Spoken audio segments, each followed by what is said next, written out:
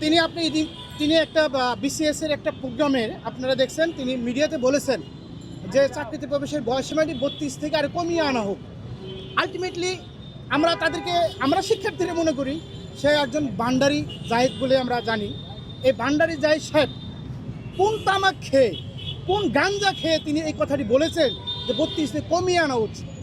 32 হওয়ার পরে সরকার কোন জায়গায় একবার ব্যাপক হারে ক্ষতিগ্রস্ত হয়ে গেছে, সরকার কোথায় ইফেক্ট পড়েছে তার ব্যাখ্যা কি তিনি দিয়েছেন? বরঞ্চ চাকরিতে প্রবেশের বয়সসীমাটি স্থায়ীভাবে 35, অস্থায়ীভাবে 40 করে দেওয়ার জন্য আমাদের শত শত যুক্তিক তথ্যপত্র রয়েছে। উনি কি বাংলাদেশে বসবাস করেন না? ভান্ডারী সাহেবকে আমরা বলতে চাই, আপনি কি বাংলাদেশের বাস্তবতা বুঝেন না? লক্ষ লক্ষ বেকার তরুণদের নিয়ে আপনি কি ভাবছেন? আপনি সেটা চালা দেন, তা নিয়ে বলেন যে বয়সের গণ্ডিকে আগে কমিয়ে আনলে কি ফ্যাসিলিটিটা আপনার হবে। সুতরাং আপনার মুখে লাগাম টানেন, যেখানে সেখানে কথা বলতে গেলে আপনার জিভে জল থাকবে না।